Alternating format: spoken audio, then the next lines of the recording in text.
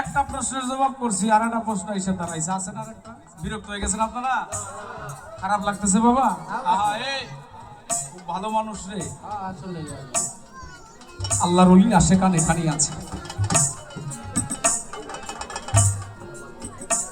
আমার পীর বড় পীর হইতে পারে জানিবারও চাই, বড় পীর নামের উপাধি কেন পাইল জিজ্ঞাসেই আমায়।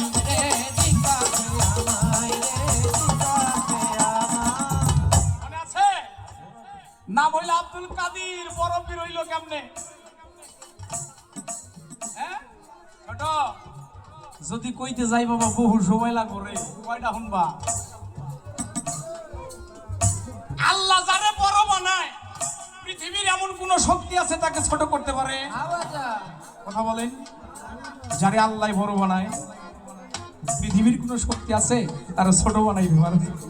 আমার কথাই বাবা কেউ বেদবি মনে করবেন না, আমাকে ভুল বুঝবেন না, আগে বুঝবেন কথা বলবেন।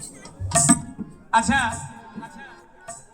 আমার মধ্যে 1000 ব্যক্তি যদি বড় পীর না মানে তাতে আর ক্ষতি আছে না? বড় আমার পুরা কপাল যে একজন আল্লাহর ওলিরে আমি অবিশ্বাস করলাম।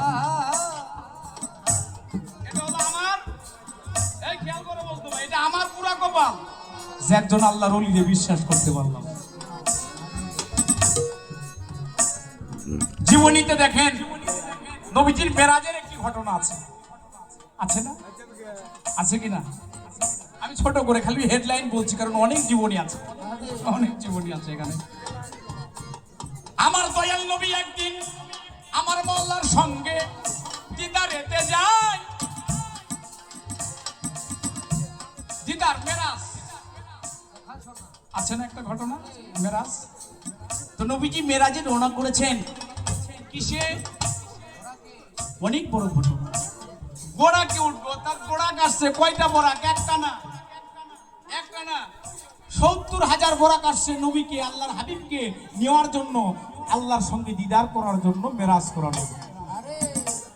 নবীজি একটা বরাকের মধ্যে উঠলেন, এটারও অনেক বড় কাহিনী, আমি সেদিকে যাব না।